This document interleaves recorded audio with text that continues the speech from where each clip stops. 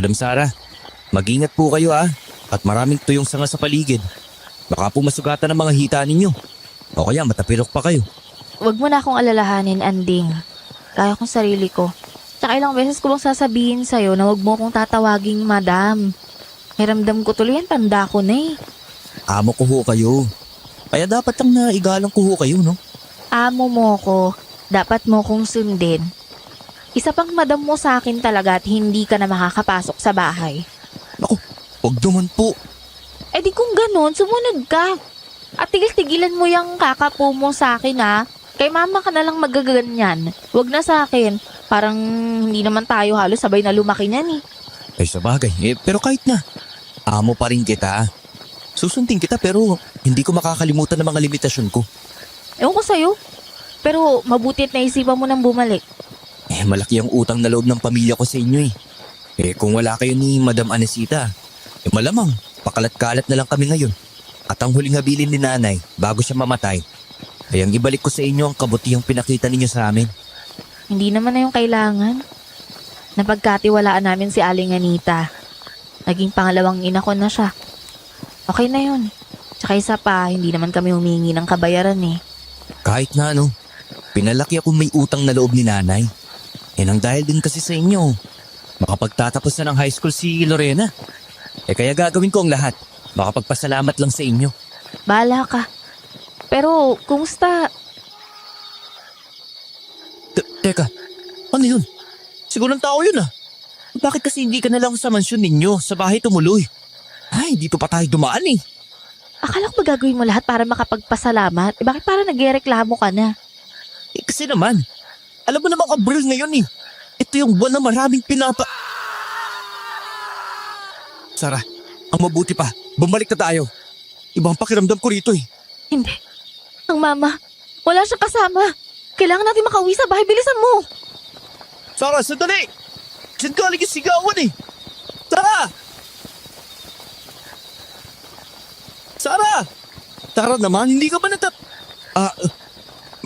may bahay pala rito? Sara, narinig mo yan? Umalis na tayo. Hoy! Ano? Bakit pumapasok ka dyan sa bahay? Ano yan? Dugo ba yan?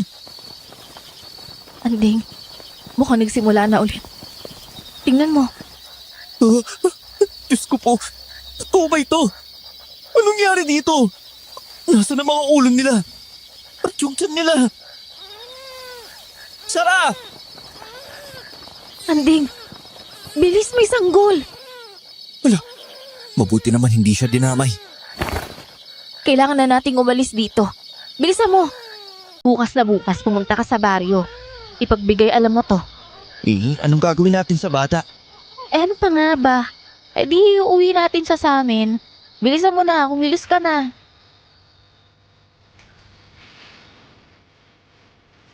Kumusta, Sitio Pangil? Ako nga pala si Anding, isang tubong Tacloban na ngayon ay tahimik ng naninirahan dito sa Kamaygilaan.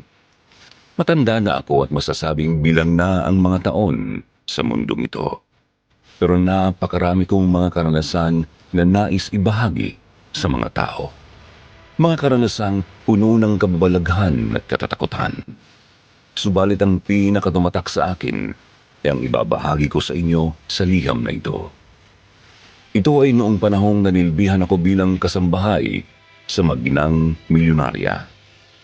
Ang panahon na napatunayan kong hindi lang basta kwentong bayan at panakot sa mga bata ang mga aswang. Ito na ang gatas at mga lampin na pinabili ninyo, madam. Mabuti naman kung ganon. Sige, bigyan mo ako ng lampin. Pagkatapos magpakulo ka naman ng tubig at hugasan mo yung mga bote na nabili mo. Bilisan mo nang makakain na yung sanggol. Puro amlang ang nakain ito mula gabi. Sige po. Ito po ang lampin. Pupunta na po muna ako sa kusina. Sandali. Nasabi mo na ba yung nakita ninyo ni Sarah kagabi? Ay, opo. Kasabay ko pong pumunta doon yung pinuno ng baryo. Maging sila po talagang nangilakbot sa eksena doon Grabe ho talaga kasi. Yung mga lamang loob. Tama na.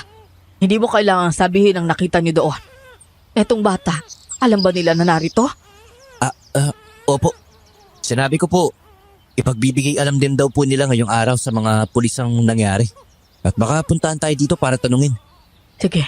Sige na, Anding. Sundin mo na ang iniuutos ko at siguradong gutom na ang batang to. Opo. Nagsimula na naman. Kailan ba talaga ito matatapos? Kailan? Kilala ang lugar namin bilang angkatan ng niyog at mga gulay. At ilan sa malalawak na niyogan doon ay pagmamay-ari ng mag-inang Anisita at Sara. Kilala silang mayaman subalit may busilak na mga puso. Sila ang kumukop sa ina ko nang naulila ito hanggang sa maipanganak kami ng aking kapatid.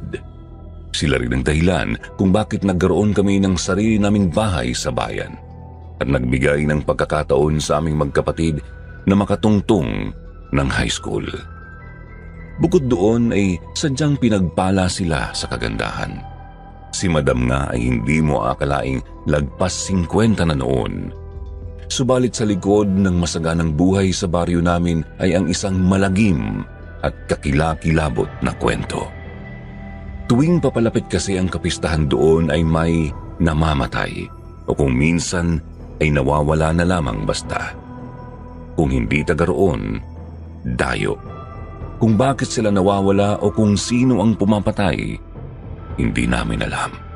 Kahit ang mga pulis ay hindi masagot ang mga tanong na yan. Ito na po mga bote. Nakapaghandaan na rin po ako ng tubig para sa mga pampaligo ng bata. Ay, mabuti naman kung ganon. Sige, akong bahala. Iwan mo na ang mga yan dyan. Opo. Nakakatuwa po mga bata, no? Sinabi mo pa. Naaalala ko tuloy nung bata pa si Sarah. Oo nga po pala. Teka, nasa po si Sarah? Naroon sa may niyugan at kinakausap yung katiwala namin doon. Inutusan ko kasi siyang paalalahanan yung mga naroon na huwag na magpagabi masyado at magsisimula na ang... alam mo na. Oo nga po eh. Bata pa lang ako. Problema na ito ng baryo. Wala po ba talagang... Parang hindi ka naman dito lumaki. Kahit anong ronda, kahit anong bantay ng mga taong bayan at mga pulis, walang nahuhuli. Oo nga po eh. Pero kakaibang sa ngayon. Kadalasan, isa lang ang nawawala o pinapatay. Pero ngayon, 3 agad. Yung pamilya ng sanggol na yan. Pero pareho ng paraan ng pagpatay. Kaya malamang na... Ay nako, hindi ko rin alam kung anong nangyayari, Anding. Kaya kayo, mag-iingat kayo ni Sarah, ha? Paalalahanan mo palagi yun na huwag magpapagabi. Bakit kasi hindi na lamang po kasi tayo sa bahay tumuloy? Maganda rin naman po ang bahay ninyo doon. Kasi naman po parang hindi ko maintindihan kung bakit hindi nyo maiwan-iwan tong bahay dito sa Niyugan. Hindi hamak na mas ligtas po tayo doon.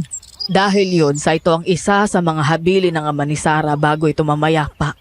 O sige na, ang dami namang tanong, kumilos na at asikasuhin ko pa itong bata. Pasensya na po. Sige po, maglilinis na po ako. Anding, ang mga paalala sa'yo, huwag mong kakalimutan. Apo. Halos 2 linggo pa lang ako sa kanila at nililinis ko ang buong bahay 3 beses sa isang linggo. Bawat sulok at kwarto ay sinusuyod ko. Maliban sa kwarto ng manggida at sa kwartong nasa pinakadulo ng bahay sa unang palapag. Palaging nakakandado ang silid na yon at mahigpit na bili ni Madam Aniseta na huwag kong papakialaman ang pinto na iyon kahit ano ang mangyari. Naalala ko noong bata ako na minsan kong nakitang bukasyon, mayroon doong hagdanan pa ibaba. Pero hindi ako nagkaroon ng pagkakataong makita ang nasa ibaba noon. Oh, nandito ko na pala eh. O kumusta yung Niyugan? Ayun, ganun pa rin. Maraming humingi ng paunang bayad ngayon. Tapos sa pera yung mga tao. Hindi naman ako nakakaindi kaya binigyan ko na lang. Alam mo minsan, hindi bagay ang matatapang at matataray mong mga mata sa ugali mo. Sa totoo lang. Ewan ko sa'yo. Nagmerienda ka na ba? Ayaan ko sana si mama ang kaso nakatulog na katabi yung bata eh. Oo. Kumain na ako ng tinapay kanina. Tungkol dun sa bata, aampunin ba talaga ninyo yun? Yang narinig ko kasi, dadaan muna tayo sa mga pulis para tuluyang makukup ang batang yun. Wala namang problema yun. Wala tayong ginawang masama. Dapat nga magpasalamat pa sila na kinuha natin yung bata. Dahil kung hindi, malamang naging hapunan na rin yan nung kung anong pumatay sa magulang niya. Tama ka. Pero Sarah, sa tingin mo ba? Sino ang gumawa nito dito sa baryo? Naalala mo si Lola? Yung nanay ni Papa? Oo, yung kilalang albularya. Si Lola Pasing. Ngayon, sino ba namang hindi makakaalala sa kanya? Ang sabi niya sa amin, hindi lang basta tao o aswang ang kumukuha ng buhay dito taon-taon. Isa raw yung uri ng demonyo na puno ng galit at paghihigante. Teka, ngayon ko lang narinig yan. Hindi ko alam pero sa amin lang niya yung kinuwento eh. Pero kung ganun, bakit isang beses sa isang taon lang? Kung galit siya, bakit hindi niya dalasan? Hindi naman sa pero hindi ba? Weird lang. Dahil daw nakakulong na yung demonyong yun at isang beses isang taon kailangan siya pakainin o alayan ng buhay para hindi masira ang pagkakakulong sa kanya. May kung anong kilabot akong naramdaman habang sinasabi sa akin ni Sarah ang tungkol doon. Kung totoo yun marahil ang dahilan kung bakit hindi mahuli-huli ang pumapatay sa baryo namin yun. Magtatanong pa sana ako ng tungkol doon nang makarinig kami ng malakas na pagkatok mula sa labas. Tao po. May tao ba rito? Sandali, dyan na. Ano pong kailangan nila? Magandang hapon po, miss. Ako nga pala si Sergeant Felipe Ramos. Ako yung investigador na naka-assign doon sa kaso ng patayan malapit sa paanan ng bundok. Napag-alaman ko kasi rito kay Bang Joselito na kayo raw ang unang nakakita sa sinapit na pamilya. Paumanhin, Sarah. Pero nais raw niya kayo makausap. Kaya isinama ko na rin siya. Wala naman ng problema, Mang Joselito. Ang totoo, inaasahan ko yung pagdating ng mga pulis eh. Sige ho, pumasok na kayo. Anding pasuyin naman ng kape tsaka makakain para sa mga bisita. Sige, sandali lang. Hindi pamilyar sa akin ang pulis na dumating sa bahay noon. Marahil ay bago yun sa amin at dahil sawa na ang karamihan ng mga pulis sa kasong hindi naman nila malutas-lutas ay ipinasa na lamang nila ito sa bagong destino sa kanila. Maliit lamang si Sargento Ramos pero matikas ang kanyang tindig at alerto ang mga mata. Upo ho kayo. Salamat. Nais ko rin sanang marinig mula sa inyo at mga kasama mo kung ano yung nakita ninyo kagabi. At kung totoo ba na inuwi ninyo ang sanggol ng pamilyang yun. Mula sa kusina ay narinig ko si Sarah na ikinikwento sa pulis ang mga nakita namin noong gabi. Maging ang mga narinig namin ay detalyado niyang ipinaliwanag. Matapos kong makapaghanda ng merienda ay didala ko yun sa mga bisita. Kaagad akong tinanong ng pulis pero kung ano ang sinasabi ni Sarah ay yun lang din ang sinabi ko sa kanila. Pamilyar ba kayo sa pamilyang nakatira roon? Hindi ho. Hindi sila napapadpad sa gawi rito eh. Sa tingin ko, hindi talaga sila taga rito. Wala naman kasi talagang nakatira sa gawing yun eh. At kung papansinin, kubo lamang ang bahay nila. Sangayan ho ako. Nagulat nga ho ako na may bahay na roon eh. Pero wala ba kayong hinala o taong naiisip na maaaring gumawa nun? Ako ho, wala. Ako rin po. Mababait ang mga taga-baryo. At wala akong maisip na maaaring gumawa ng krimen na ito eh. At isa pa, noon pa man po, nangyayari na yung mga patayin dito taon-taon. Sadyang kakaiba lang talaga ngayon. Dahil 3 kaagad ang naging biktima. Sargento, sinabi ko naman sa inyo, hindi ho tao ang gumawa nito. Ano? Aswang na naman. Kagaya rin ang sinasabi ng mga kabaryo ninyo. Ay nako, kaya hindi nalulutas ang kasong ito dahil dyan sa mga walang kwentang paniniwala ninyo eh. Ginoo, mawalang galang na pero pwede bang huwag kayong sumigaw? Nasa loob kayo ng pamamahay ko. At tingnan nyo, nagising na yung alaga ko. Pasensya na ho. Madam Anesita, yan ba ang sanggol mula doon sa pamilyang Pinaslang? Tungkol sa batang yan, may mga legal na dokumento kayong kailangan asikasuhin kung gusto ninyo siyang kupkupin. Alam ho namin yon, wag ko kayo mag-alala at talagang gagawin namin yon. Ang mas dapat nyong intindihin sana ay yung paghahanap sa kriminal. Tama yun. Sige ho. Aalis na muna ako. Mukhang wala rin naman akong mapapala rito. Pabalik na lamang ako rito sa oras na may kailangan ako sa inyo, ha? Wala akong problema. Bukas ang pinto ng bahay namin para sa inyo. Pero lagi mong iisipin, Sargento. Iba ang lugar na to. Nangyayari dito mga bagay na hindi mo inaakalang nangyayari sa totoong buhay. Huwag sanang maging sarado ang isip mo. Parang may gusto yata kayong palabasin, madam, ah. Wala, binabalaan lang kita. Dahil lahat ng humawak ng kasong pagpatay at pagkawala rito ay may pare-parehong mga problema. Problema? Ano? Hindi sila naniniwala sa mga kababalaghan. Napangisi ang pulis at napailing na lamang. Nagpaalam na ito at hindi na lumingon na pabalik. Si Mang Joselito naman ay humingi ng paumanhin kina Sara at Madam Aniseta at pagkatapos ay mabilis na humabol sa pulis. Nagliligpit na ako ng mga tas at platito nang makarinig ako ng malakas na kalabog. Malalim ang pinanggalingan noon. Hindi ko yun pinansin hanggang sa muli ko yung narinig at naging mas malakas pa yun.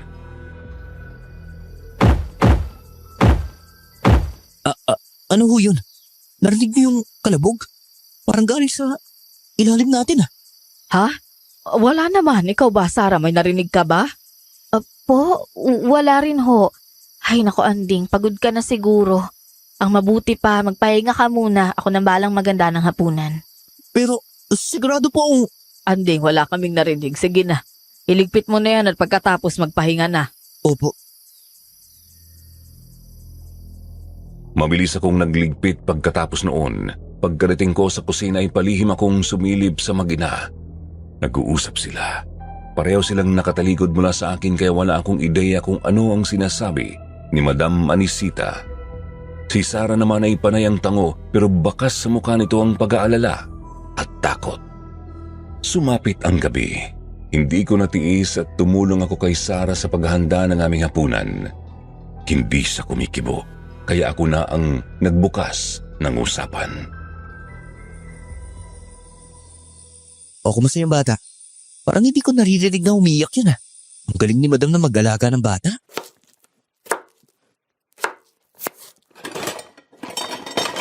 Uy, Sarah, narinig Ha? May sinasabi ka? kanina pa.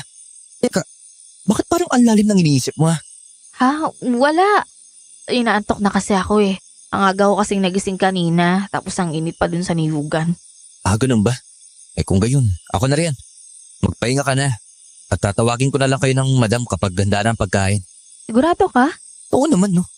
Sige, akit muna ako ah. Pasensya ka na. Pinagpahinga pa kita, tapos ikaw rin pala yung tatapos nito. No, walang problema. Trabaho ko naman talaga to. Iniwan ako ni Sara at narinig kong umakyat na siya sa kanyang silid. Nagpatuloy ako sa paghihiwa ng gulay nang mapansin ko ang isang malaking kasirola sa dulo ng lababo. Malinis sa bahay ang mag-ina at kadalasang walang naiiwang mga kaldero at kawali sa lababo. Kaya naman dala ng pagtataka ay sinilip ko ang laman noon. At napakunot noo ako ng malanghap ang napakalansang amoy mula roon. Dahan-dahan akong sumilip at napangiwi ako nang makita ang mga lamang loob na halos nakalubog sa sariwang dugo.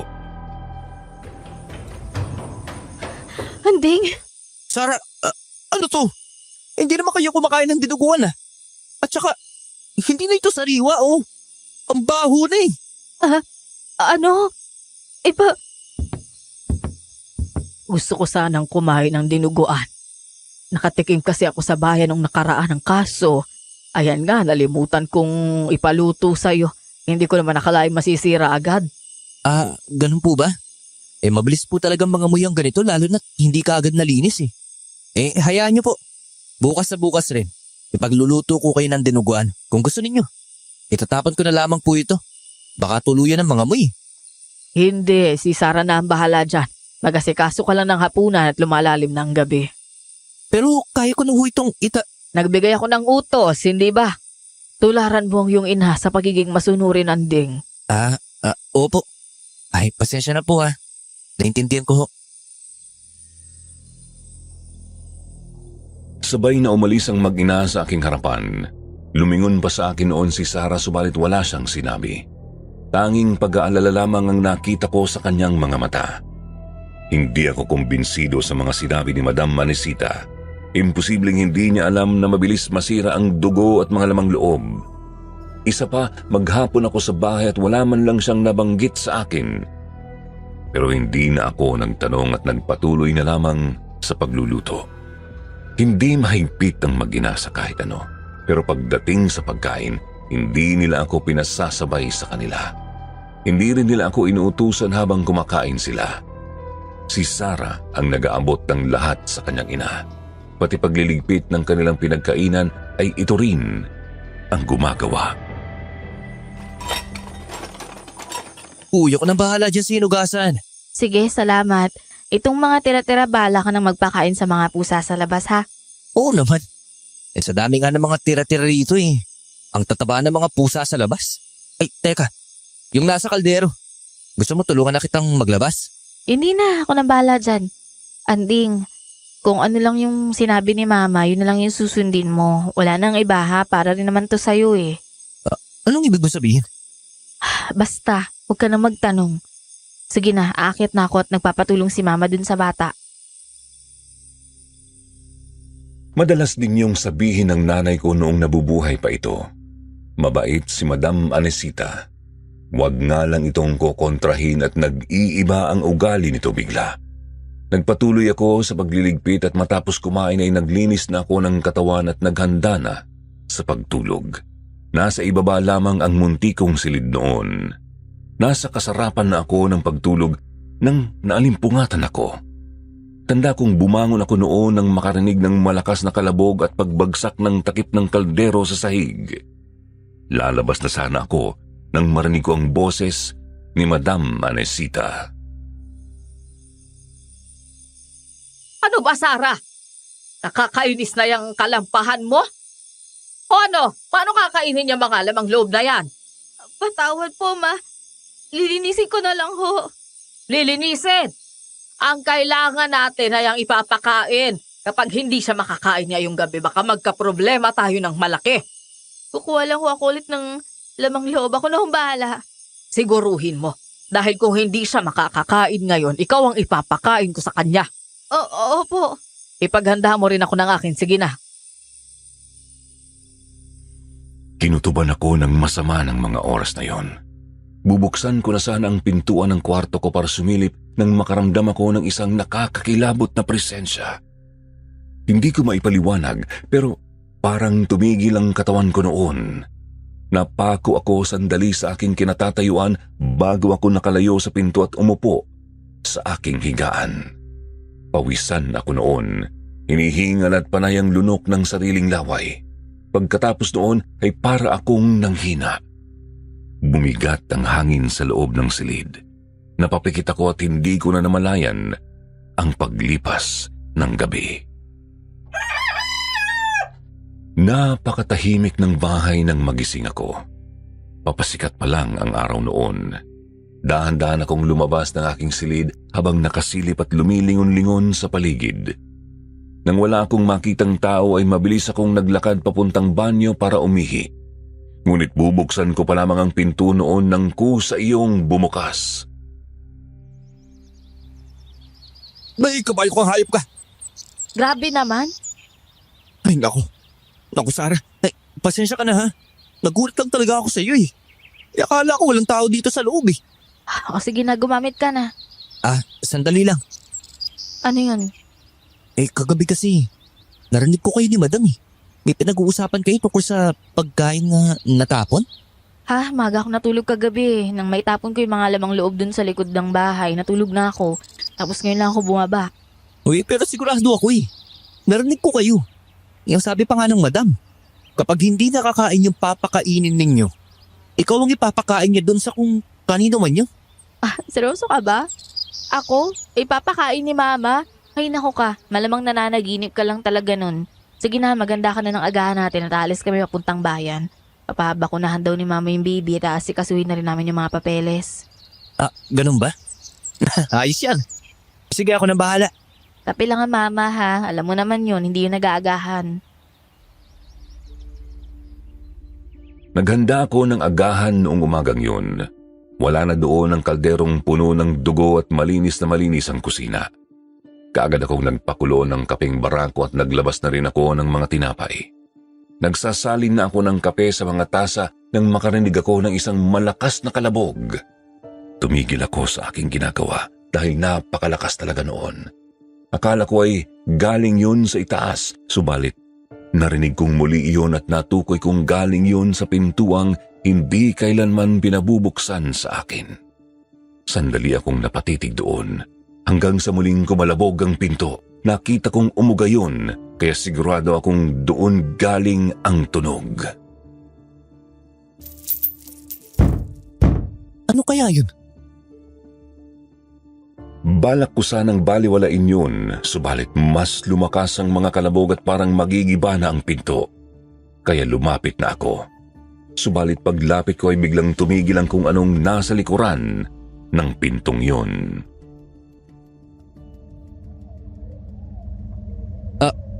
May tao ba dyan? Ano yun? Wala yon, Anding. Ay, naku po. Ilang naman eh. Ako lang to. Ano ba kasing itinatayo-tayo mo dyan? May narinig po kasi akong kalabog. Tapos parang tunog ng hayop sa loob. May alagang huwag ba kayong aso? Anong pinagsasasabi mo? Wala kaming alaga at walang kahit ano sa likuran ng pintong yan. Pero sigurado po ako eh. Nagsalubong ang mga kilay ni Madam Anesita. Hinawi niya ako at lumapit siya sa pinto. Kinatok niya yon, tinadyakan at pinaghahampas.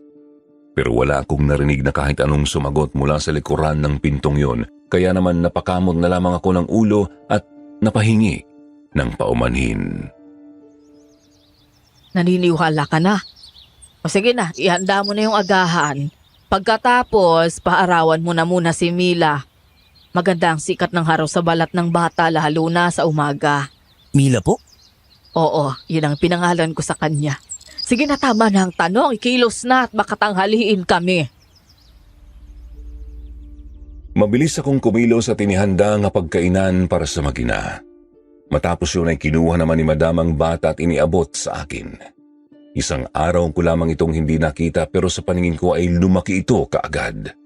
Mas naging malaman at talagang nakakatuwa dahil palagi itong nakangiti. Ang sarap-sarap dito, no? Hangin-hangin. Ay, ang ganda ng tawa niyang batang yan. Ay, Pare, mawalang galang lang ha. Pero dito ka ba nakatira? oo. Diyan ako nakatira. Bakit? Ano kailangan mo? Wala naman ha. Anak mo? Agad ng bata Hindi. Ampun na mga amo ko. Ampon?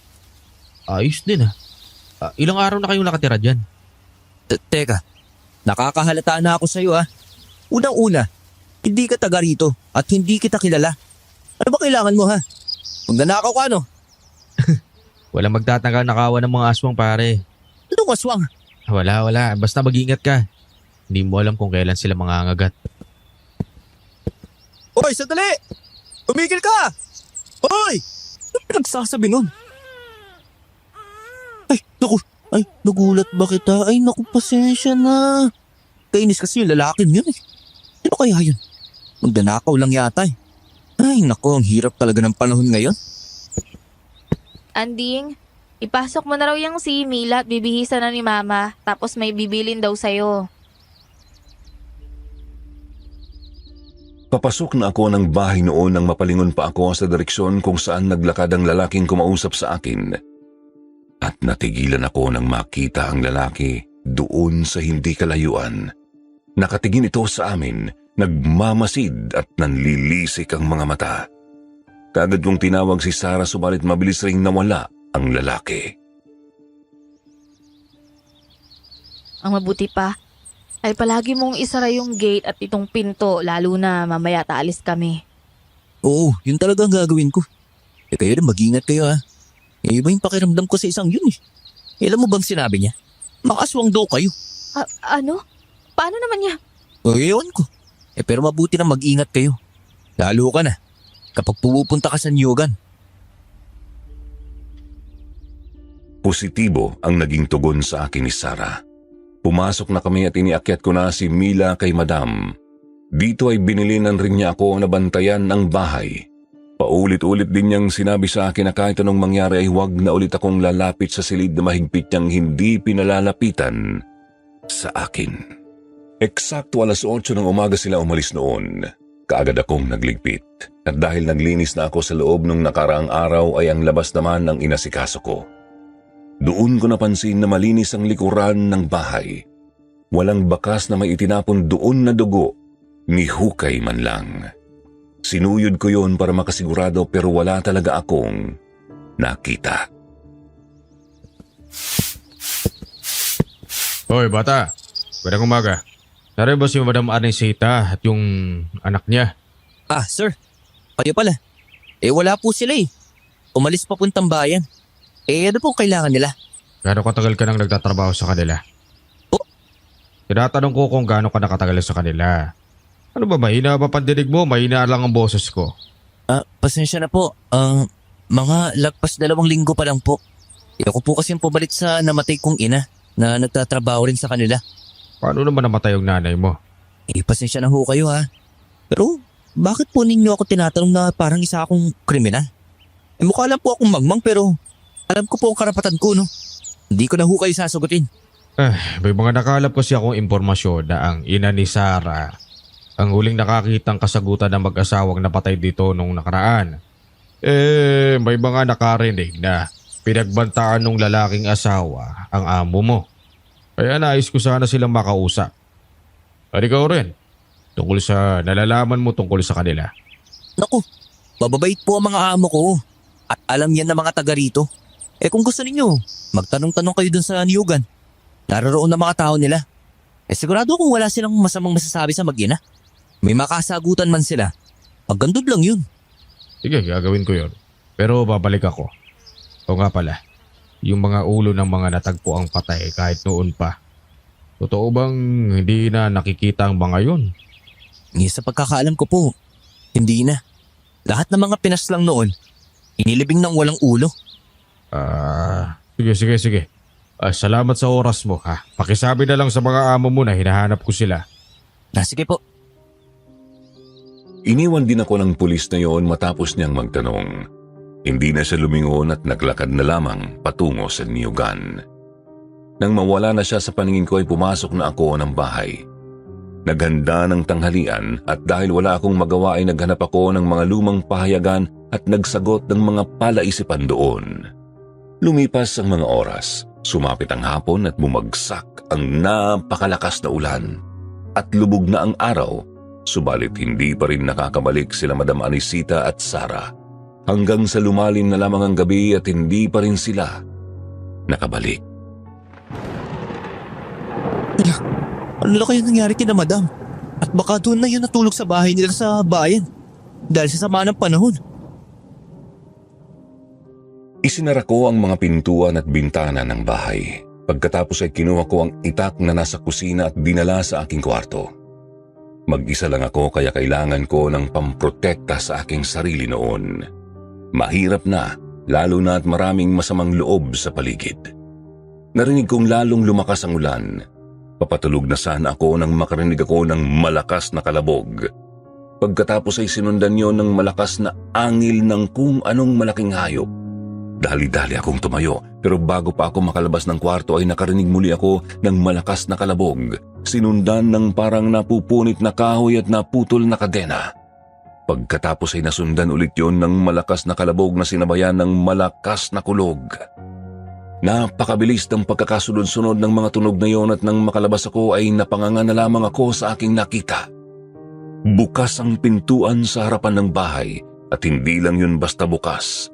Sira iyon at tumilapon labas ang pinto. Grabe. Diyos ko po. Ano nangyari? Babalik na sana ako sa silid para kunin ang itak na itinabi ko doon nang mapansin kong bukas ang pintuang ipinagbabawal buksan. Sira iyon at may mga putol na kadenang nakapaligid doon. Natigilan ako, pero pinilit kong kumalma. Sa isip ko noon na isang magnanakaw ang nakapasok sa bahay. Tumakbo ako sa kusina para kumuha na lamang ng kutsilyo nang biglang kumidlat at namatay ang mga ilaw. Nabalot ng kadiliman ng lugar at nagsimula na rin akong matakot. Sino yan? Magsandata ako dito! Hindi kita sasantuin, sinasabi ko sa'yo! Mula sa pinto ay nakita ko ang liwanag na mula sa isang flashlight. Napakalakas ng ilaw noon at nang tumutok yun sa akin ay napapikit ako at napaiwas ng tingin doon na hindi ko naaninag kung sino ang may hawak noon. Ikaw? Hoy! Ayos ka lang? Sino ka? Ano kailangan mo dito? Ako to! Yung nakipag-usap sa'yo kanina sa labas. Yung nagsabi sa'yo tungkol sa mga aswang. Teka, ikaw ba may gawa nito? Sinasabi ko na nga ba't? Siraan ka na ba? Kakagaling ko lang sa labas. Naglakas loob akong pumasok dito matapos ko makita lumabas dito yung aswang. Ay salamat, bumalik na yung ilaw. Ikaw? Ako nga. Ano? Teka, hindi ka ba nasaktan? Wala ka bang sugat? Wala. Teka, pililin lang mo lang ako eh.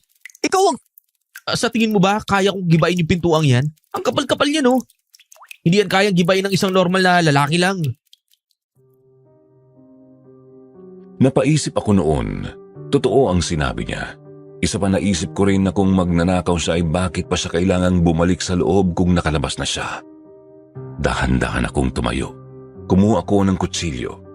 Wala akong tiwala sa kanya noon at mas maigi na ang maging sigurado. Ako si Felix. Isa akong manggagamot, albularyo kung tawagin nila. Narito ako dahil inupahan ako ni Mang Joselito na imbestigahan ang bawat bahay dito. At maniwala ka man o sa hindi, dito ko naramdaman yung malakas na presensya ng mga aswang. Pero wala dito ang amo ko eh. Teka, yung pito. Dali-dali akong tumakbo papunta sa ipinagbabawal na silid at muli akong natigilan nang muling makitang paibabang hagdanan doon. Napatingin ako kay Felix at nakita kong naging seryoso ang kanyang mukha. Ano yung nasa ibaba niyan? Hindi ko alam pero nakakandado lang ang pintuang yan eh. At bawal ko yung buksan. Kahit anong mangyari. Kung ganun, Maaaring dyan galing ang nakita mong lumabas dito pero ano ba talaga yung nakita mo? maniniwala ka ba sa sasabihin ko? Hindi ko alam. Kung gayon, bakit hindi na lang natin babain yan? Para malaman mo kung ano talagang nanggagaling dyan at gumagawa ng lahat ng to. Napatingin ako sa madilim na silid na yun. Napalunok ako ng laway. Pakiramdam ko noon ay napakalakas ng kabog ng dibdib ko. May kung ano sa akin na nagsasabing huwag na akong manghimasok pa. Pero hindi naman ako ang nagbukas doon. At kung hindi ako makakasiguro kung ano ang naroon, baka hindi ako matahimik buong gabi at makatagal sa lugar na yon nang dahil sa pag-aalala at takot. Kung nagdadalawang isip ka dahil naghihinala ka pa rin sa akin, ay, ako na ang mauna. Bukod sa flashlight na ito, wala naman akong ibang dala, no? Wala akong sandata. Tingnan mo nga. Sige, ikaw ang mauna. Pero sinasabi ko sa iyo hindi ako magdadalawang isip na tataring ka ng saksak sa oras na kumilos ka ng kakaiba. Ay, nako. Kahit karnihin mo pa ako, wala akong problema. Sige na, lakad! Yung nakita ko, isang nilalang na kulay itim. Balot ng balahibo ang katawan at may mahabang sungay na parang kambing. Hindi natin alam kung ano yung nasa ibaba nito kaya mas maganda ihanda mo yung sarili mo. Ano? Sigurado ka ba? Ano klaseng nilalang yun? Hindi ko rin alam pero sigurado akong aswang yung isang yon. Paano mo naman nasabi? Teka, malapit na tayo sa dulo. Anong amoy na yun? Ang baho! Nakagusto ka! Kaagad ko ring nasamyo ang nakasusulasok na amoy. Parang amoy ng nabubulok na basura mula sa palengke. Ilang beses akong naduwal pero si Felix ay hindi na napigilan ng sarili at nagsimula ng magsuka. Mga 15 baitang din yun at nang makaba kami, sinalubong kami ng nakatumbang pintuang bakal. Lalong lumala ang mabahong amoy. Nakakita ako noon ng pindutan. Pinindot ko yun at nagsimulang magpatay-sindi ang ilaw. Mga ilang segundong ganoon matapos yan tuluyan ang sumindi ang ilaw sa silid at nang hilakbot ako nang makita ang naroon. Diyos ko, ano to? Teka, totoo ba ito? Walang kahit anong gamit doon maliban sa isang palangga ng bakal na yupi-yupi na at walang tubig. Ang mga pader ay puno ng dugo na tila ipinahid doon gamit ang mga kamay. May mga kalmot din ang sementadong pader. Pero napakalalaki ng mga kalmot noon na hindi magagawa ng pangkaraniwang mga hayop. Pero ang nakakakilabot sa lahat ay ang mga bungo na nagkalat sa paligid. Ni hindi na namin mabilang ang mga yun sa dami. Uy, dito bilis! Ulihin, di ba? Bago pa umagayan ah. Maaring, ito yung ulo ng mga pinatay nung nakaraan. Hindi ko na alam ang gagawin ko ng mga oras na yon, Sir Jupiter. Gulong-gulo ang isip ko. Hindi ko akalain na sa likod ng pintuan na yon ay ang karumal-dumal na tanawin. Natulala ako. Nakaramdam ako ng panghihina at napasandal sa pader. Kailangan mo nang umalis dito. Sige na, habang wala pa ang amo mo. At saka isa pa, sigurado akong babalik ang halimaw na yun dito. Dalian mo na! Hindi. Sigurado ako may paliwanag dito si Sarah at Madam Anisita. Ano sinasabi mo? Ngayong alam mo na ang sikreto nila, siguradong hindi ka na nila bubuhayin. Mag-isip ka naman. Silang dahilan ko bakit mo ako kaharap ngayon. Sila ang pinagsilbihan ng nanay ko ng halos buong buhay niya. At di minsan, hindi ko naringgan ang nanay ko ng masama laban sa kanila. Hintayin ko sila. Naku, sige, ikaw ang bahala. Pero paano kung bumalik yung aswang? Anong gagawin mo? Manunugis ka kamo ng aswang, hindi ba? Pwes, samahan mo akong hintayin sila. At kung bumalik ang aswang, patunayan mong tagatugis ka nila.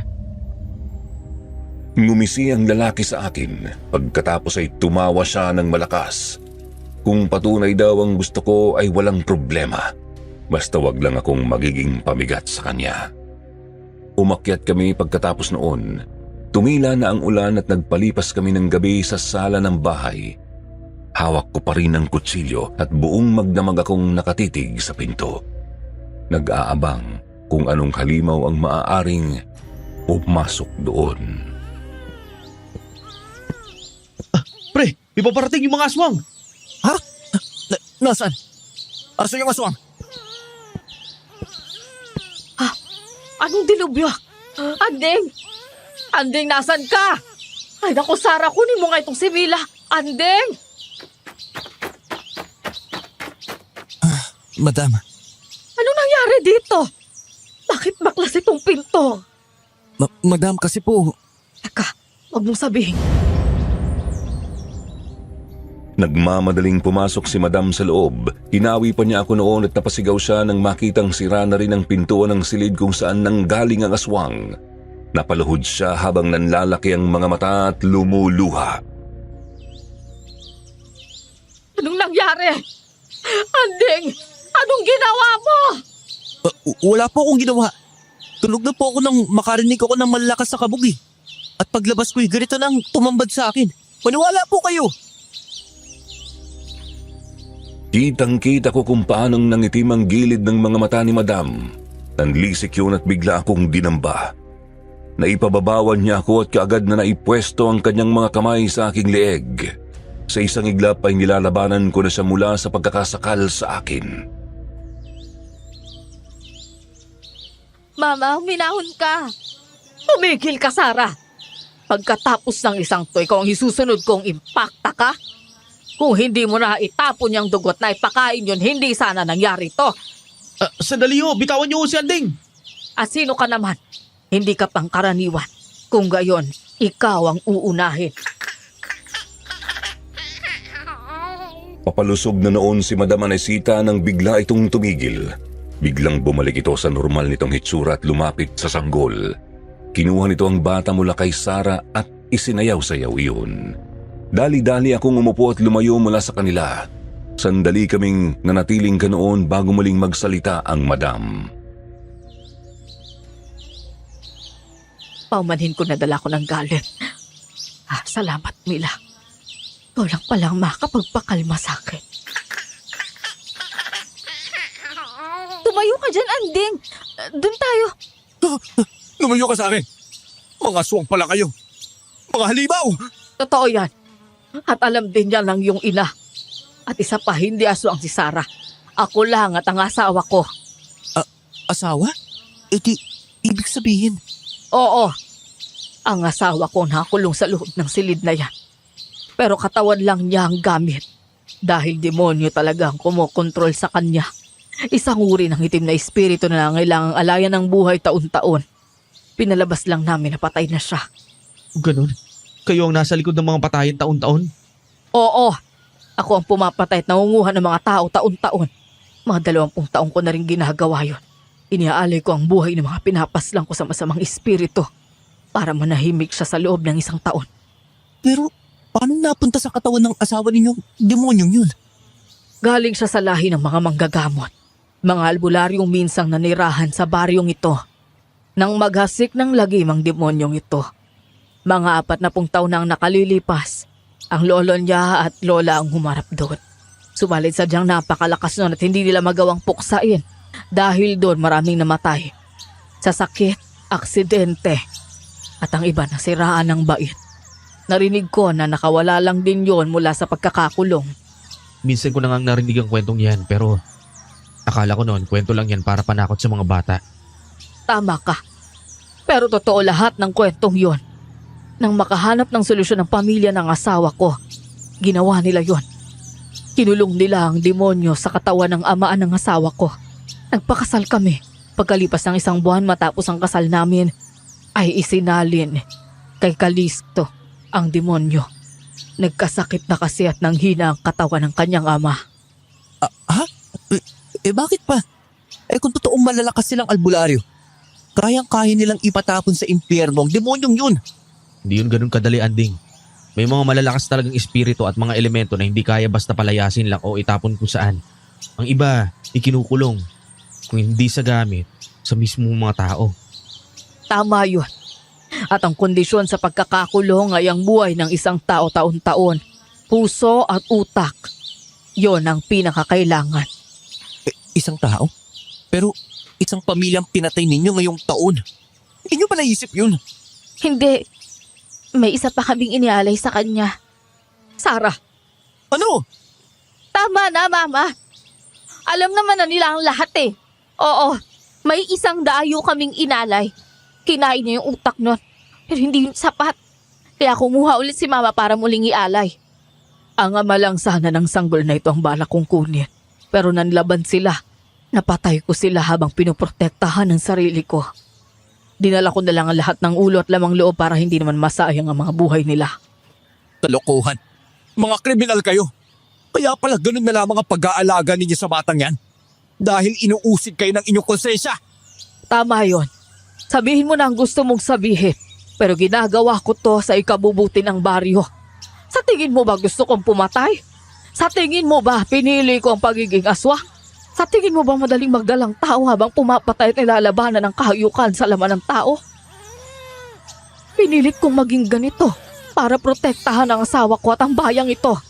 Kung hindi ko to ginawa sa loob ng maraming taon, baka pati ikaw wala na. Sige, ipagpalagay natin na ganun nga. Pero ang tanong, ano na ang gagawin natin ngayon na kawala na ang halimaw ninyo? Saan natin siya hanapin? Sigurado ako nag-aasik ng lagim yun. Kung naipakain ko lang sana yung dugong yun, mga lamang loob, hindi sana. Kainis! Hindi rin. Ultimong dugo, utak at puso ng tao ay hindi tumalab. Pakiwari ko nang hihina na ang katawan ng ama mo. Pero ano nga bang ginawa mo rin sa dugo? Sinabi mo maghahanap ka ng kapalit, hindi ba? Tawarin niyo ako. Tinapon ko yun doon sa gilid ng niyugan. Wala na akong nakitang hayop. Kaya wala na akong naipalit doon. Teka, paano kung mamatay ang katawan na yun? Ano mangyayari? Simple lang. Makakawala ang demonyo at muling mambibiktima. At hindi natin yun maaaring hayaang mangyari, Sarah. Handa ka na ba? Opo, Mama. Kung ito talaga yung tadhana ko. Teka. Huwag din niyo sabihin, kaysa rin ninyo isasali ang demonyong yun. Abay, talagang hindi ako papayag. Tantanan ninyo ang anak ninyo. Kung hindi sa akin, kanino? Ako na lang yung nag-iisang lahi ni Papa. Trabaho ito ng lahi namin at handa akong ibigay ang buhay ko para sa nakararami. Natigilan ako ng mga sandaling yun. Kita ko ang determinasyon sa mga mata ni Sarah. Subalit hindi rin niya maitago ang takot at pangamba sa panginginig ng kanyang mga kamay. Pero wala akong alam na ibang paraan. Isa pa ng mga oras na yon ay medyo magulo ang isip ko. Naalala kong sinampal ko pang sarili ko para masigurong hindi yun isang bangungot. Sandali, ito talagang pinunta ko rito eh. May alam akong orasyon. Kaya kong dalhin sa ilalim ng impyerno ang hayop na yun. Pero sa isang kondisyon. Susuko kayo sa mga pulis pagkatapos ang lahat ng to. Gaano ka kasigurado na kaya mo? Hindi 100%. Pero malakas ang kutob ko natatalab sa kanya ang orasyon na sinasabi ko. Orasyon to ng lolo ko. Kilalang tagapagpalayas ng mga demonyo at masasamang espiritu yon. Pero mapanganib ito, iho. Felixo, Hindi ito laro at hindi isang pagsasanay, Felix. Isang pagkakamali at malalagay ka sa panganib. wala pong problema. Basta ipangako nyo sa akin na susuko kayo sa mga pulis pagkatapos kong ikulong ang halimaw na yon. Ang totoo, nararamdaman ko ang napakalakas na kapangyarihan mula sa'yo. Kung magagawa mo yan, susuko ako sa mga pulis. Mama! Sarah, kapag nagtagumpay siya, hindi mo na kailangang ipagamit ang katawan mo. Gagawin ko ito para sa'yo. At huwag kang kukontra, Anding. Oh, tigpitin na ninyo ang mga kalat. Magpapahinga muna kami nitong bata.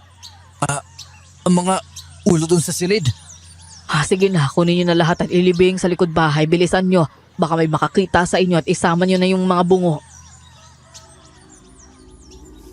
Kaagad akong kumilos, kumuha ako ng pala at piko at nagsimula akong maghukay. Nagulat naman ako nang sumunod sa akin si Felix. Kinuha niya sa akin ang pala. At dahil kauulan lang noong gabi ay mabilis kaming nakapaghukay. Kaagad naming inilibing ang mga bungo at ang nabubulok pa lamang na ulo ng mag-asawa at ng kanilang anak ay inihiwalay namin ng hukay. Pagkatapos ay sabay kaming nanalangin ni Felix para sa kanilang mga kaluluwa. Uy, paano mo hanapin ang aswang na yun, Felix? Hindi ko pa alam pero kailangan ko yung makita sa lalong madaling panahon. Anding, yung mga pulis nandyan na. Sige, sandali. Nagmamadali kami ni Felix na umikot ng bahay. Pagpasok ko ay naroon na kaagad ang sarhento. Kaagad niya kaming tinanong tungkol sa nangyari sa bahay. Nadatnan pa kasi nito ang mga kalat. Nagdahilan naman ako na ipinaayos yun ng madam at pamahiin ng mga ito na sirain ang mga papalitang parte ng bahay. Nagpapahinga po ang mama. Pasensya na ho. Walang problema. Gusto ko lang ipaalam sa inyo na mayroon na namang naging biktima ng patayan kagabi. Kagaya ng unang biktima, walang hulo ulit. Walang labang loob at nagkalat ang dugo sa buong bahay. Nais ko lang bigyan kayo ng babala, lalo na't malayo ang bahay ninyo sa baryo. Wag ho kayo mag-alala. Kaya nga ho, pinatitibay namin yung mga pinto dito sa bahay. Pero nakakapagtaka na hindi kayo nilulusob dito ha. Kahit na malayo kayo sa mga tao. May posibleng dahilan kaya? Natahimik kaming tatlo nila Felix at Sarah. Hindi naman na nagdagdag pa ng tanong ang pulis. Umalis na ito. Sinundan pa namin ito ng dingin pero hindi na ito lumingon pa. Kaagad naming niligpit ang mga kalat at kaagad akong gumawa ng pamalit sa mga nasirang pinto. Tumulong naman ulit si Felix. Si Sarah naman ang naghanda ng tanghalian. Habang nagtatrabaho kami at rinig na rinig namin ang tawanan nila Mila at Madam, halatang napapalapit na siya ng husto sa bata. Sa tingin mo, hindi niya kakainin yung bata? May mga aswang na kayang kontrolin ang kanilang pagnanasa sa laman ng tao eh. Kadalasan, yung matatanda na at matagal ng aswang. Ganun? Oo. At saka kung kakainin niya yung batang yon, matagal na sana niyang ginawa. Nagpatuloy kami sa paggawa ng pinto at gabi na nang matapos kami. Doon na lamang din bumaba si Madam dala ang batang si Mila na muli ay napakaganda ng ngiti. Hindi alintana na ang may karga sa kanya ay ang mismong halimaw na pumatay sa mga magulang niya. Kinumusta lang ni Madam ang mga pinto. Umakyat na ito pagkatapos ay kami namang tatlo nila Sara ay naghapunan na. Dito na sinabi ni Sara na kaya hindi ako pinapasabay sa pagkain sa kanila ay para hindi ko makitang nagpapanggap lamang ang ina niya na kumakain ng normal na pagkain. Ayaw ka rin naman talagang mapahamak ni Mama Anding. Malaki ang utang na loob niya sa nanay mo. Si nanay mo kasi ang talagang tagahatid ng pagkain nun sa papa ko sa ibaba. At kahit minsan hindi siya nagreklamo o nagsabi sa ibang tao. Hindi naman na ako sumagot. Nagpatuloy lang ako sa pagkain hanggang sa tumayo na si Felix at nagpaalam na aalis para kumuha ng mga gamit. Magsisimula na raw kasi siyang tugisin ang halimaw at baka may mabiktima pa ito sa paglipas ng magdamag. Transform mo ako! Ano naman may tutulong mo sa isang kagaya ko? Ako nang bahala doon. Grabe ka naman. Basta, di ka pwedeng sumama. Sara, pwede ko bang makausap saglit ang nanay mo? May gusto lang ako itanong eh. Oo naman. Sandali, tatawagin ko. Lumayo ka! Halimaw, lumayo ka! Si Madam, Tara sa taas! Diyos ko po, anong nilalang yan? Binalot ako ng takot ng mga oras na yun, Sir Jupiter. Sa unang pagkakataon sa buhay ko nakakita ko ng isang nilalang na kahit sa panaginip ay hindi ko pinangarap na makita. Parang aso ang kanyang mukha na may halong kambing. Itim na itim ang kanyang balat at balot ng itim na balahibo ang kanyang naglalakihang mga braso at mga binti. Nakalabas ang matutulis nitong mga pangil at umuunat pa ibaba ang malagkit nitong laway. At kapansin-pansin ang mahaba at patulis nitong mga sungay. Presensya pa lamang ng nilalang na yun ay sapat na para manghina ang mga tuhod ko. Akin ang bata! Kailangan ko ng sariwang laman. Ibigay mo sa akin ang sanggol na yan! Hindi mangyayari yon. Hindi ko ibibigay sa'yo ang batang ito. Hindi mo na ba ako mahalan ni Sita? Ako ito, ang asawa mong si Calixto. Dali na, para mabuhay pa ako na mas matagal. Peste. Hindi mo ako maluloko. Noong oras na ipinasok ka sa katawan ng asawa ko, nang mga oras na yun namatay na rin siya. Hindi ka madaan sa pakiusap. Pwes, kalimutan mo na ang pinagsamahan natin dalawa. Sara, kunin mo ang bata. Bilisan mo! Pagtakbo ni Madam ay sumalubong kaagad si Sara. Nakuha niya ang bata subalit inabot ng matatalas na kuko ng halimaw si Madam Manesita. Nasubsob ang Madam sa sahig. Mabilis namang bumaling kay Sara ang halimaw kaya kaagad kaming kumilos ni Felix. Hinila ko si Sara. Aabutan na kami ng halimaw nang biglang humarang sa amin si Madam at nakipagbuno ito sa halimaw. Sige na, bumaba na kayo. Tumakas na kayo. Kunin mo itong bata. Tumakas na kayo. Babalikan ko si Mama. Nasisiraan ka na ba? Mapapatay ka ng halimaw na yun eh. Sumama ka na sa amin. Hindi ko pwedeng iwan ng Mama, Anding. Sige na. Kapag namatay kami, may perang nakatago sa silid ko. Kunin mo lahat yun. Hindi ka mamamatay. Hindi kita hahayaang bumalik doon, no? Anding! Habang nagtatalo kami ay narinig namin ang langit-ngit ng napunit na kahoy. Sinundan yon ng kalabog at ng tunog ng may bumagsak sa lupa. Napatingin kami sa bintana at natigilan kami nang makitang si Madam Anesita yon, duguan at hindi na gumagalaw. Kaagad na ipinasa sa akin ni Sara ang sanggol. Mama! Sara! Batayan mo ang bata. Susundan ko sila. Sandali. Asin! Nasaan yung asin? Ayun! Doon! Ayos! Tinakbo ni Felix ang lababo at kinuha niya ang lagayan ng asin. Kasya ang 1 kilo doon at kapupuno ko lamang ulit noong nakarang araw. Tumakbo siya palabas. Nakita kong papalapit na si Sarah sa kanyang ina nang biglang tumalon sa harapan niya ang halimaw. Umangil ito. Napatingin ito sa akin at nang makita nito ang bata ay walang ano-anong lumusob ito. Kaagad akong tumakbo papuntang kusina para kumuha ng kahit anong panlaban. Subalit hindi pa ako nakakarating sa kusina ay umalingaw-ngaw na sa paligid ang malakas na sigaw ng halimaw. Hayop ka! Sino mag-aakalang tinablan pala ako ng asin? Ang mga mata ko! Sarah! Alalayan mo ang ina mo! Sige na! Ako nang bahala rito! Oo, Ang lakas naman ng loob mo. Akala mo ay matatalo mo ako ng gano'n na lang? Ang palasan! Lumusob ang halimaw kay Felix. Muli namang nagsaboy ng asin si Felix. Sapul ang halimaw at napasigaw pero hindi yun tumigil sa paglusob. Mabuti na lamang at nagawang makailag ng isa. Subalit mabilis na nakabaling ang halimaw. Tinamaan niya si Felix at tiyan dahilan para gumulong ito at masugatan. Hindi pa itong tunay kong kakayahan. Hintayin ninyo akong makawala sa katawang lupa na ito. At ipaparanas ko sa inyo ang sakit na walang katulad! Muling bumaling sa akin ang halimaw. Mula sa malaking bintana ay nakita ko itong naglakad papalapit sa akin. Inilapag ko ang sanggol sa likuran ko sa ibabaw ng lamesa. Pagkatapos ay dinampot ko ang pinakamahabang kutsilyo na naroon. Hindi ko alam ang gagawin ng mga oras na yon. Takot na takot ako. Pero alam ko sa sarili ko na kailangan kong protektahan ang sanggol sa aking likuran. Sumigaw ang halimaw. Nagsimula na itong tumakbo at balak na nitong wasakin ang pader ng bahay para makalapit sa akin ng mabilisan. Nang umalingaw-ngaw sa paligid ang tatlong malalakas na putok ng baril, nakita kong tinamaan sa ulo ang halimaw ng 2 beses at kaagad itong bumagsak. Ano klaseng halimaw yan? Sargento, Ayos na ba kayo? Wala bang nasaktan? ang mama ho.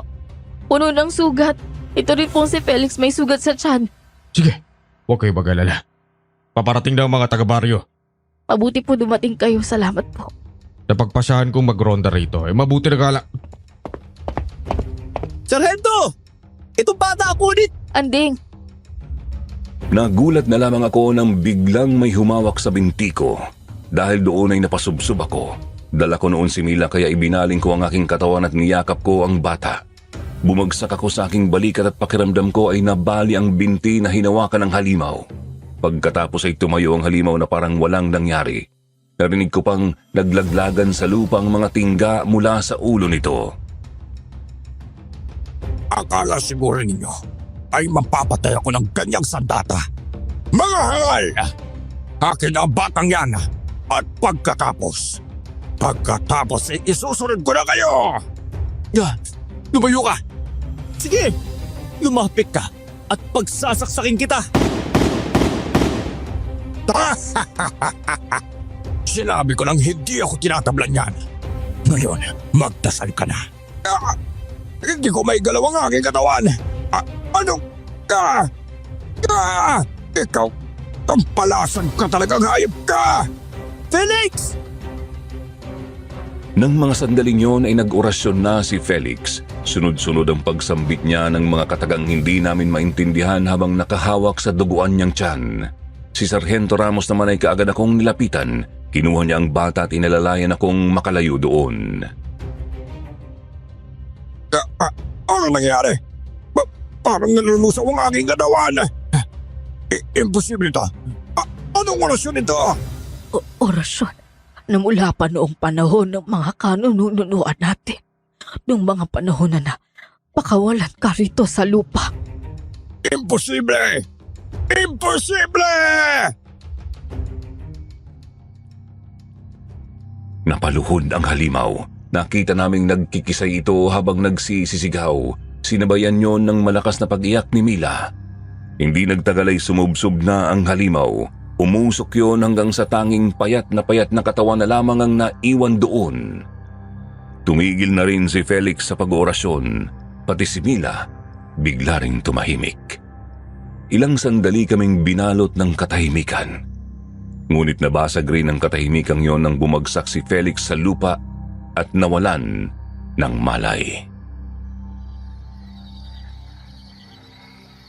Kaya mo ito ba yung mag-isa? Opo, salamat. Iika-ikang nilapitan ko ang bangkay ng halimaw at literal na butot balat na lamang ang natira doon. Hindi na yun gumagalaw at wala nang bakas ng buhay. Anding, Sarah, madam, hindi ko alam. Pero sa halip na kalungkutan ng maramdaman ko, masaya ko. Matatahimik na ang ama mo, Sarah. Opo. Sa wakas, makakapagpahinga na siya ng maayos. At higit sa lahat, hindi mo na kailangang isakripisyo ang sarili mo. Salamat kay Felix at kay Anding. Nasaan si Mila? nandoon po kay Sargento. Ay, naku, amin na nga yung batang yan. Kawawa naman at iyak ng iyak. Ito po. Ayos ka lang ba? Oo, wala naman akong ginawa kundi sumigaw eh.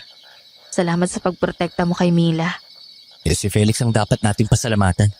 Ako, ginawa ko lang ang makakaya ko. Pero kung hindi dahil sa tapang mo, baka napano na rin si Mila. Hindi nagtagal ay dumating ang ibang mga taga-baryo sa pangunguna ni Mang Joselito. May dala silang mga sulu, pinatulis na kawayan, mga pala at kung ano-ano pang pwedeng panlaban. Pero wala na silang inabutan bukod sa sugatan at walang malay na si Felix. Kaagad naman nila itong kinuha at dinala sa pinakamalapit na pagamutan. Si Madam naman ay hindi na sumama. Gagaling din naman daw kasi ang mga sugat niya kaagad dahil hindi rin siya pangkaraniwan. Sinabi ko na sa inyong lahat, Sargento, maaari na ninyo akong hulihin at ikulong kung yun ang nararapat. Tama si Anding, kriminal ako. Sa dami ng mga pinatay at nawala sa mga lugar na to, panigurado ay babubulok ka sa bilangguan. Kung yun ang nararapat na kaparusahan, tatanggapin ko. Pero pinrotektahan mo ang baryong ito laban sa halibaw na yun.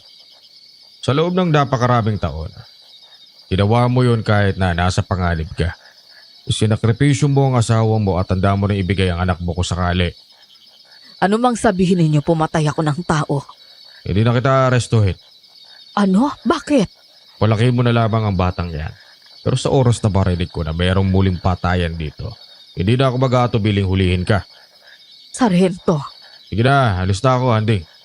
Sarah, pantayan ninyo yan si Madam ah. Paalam. Ilang beses pang tinawag ni Madam si Sargento Ramos pero hindi na ito lumingon. Mabilis itong naglakad hanggang sa hindi na namin ito matanaw. Inilibing ko ang mga labi ng ama ni Sarah sa likuran din ng kanilang bahay. Nilagyan ko iyon ng simpleng puntod. Inilipat din naman nila iyon matapos ang 1 buwan. Dumating ang araw ng pista. Naging masaya ang lahat. Maging si Felix ay nakisaya ng husto sa amin.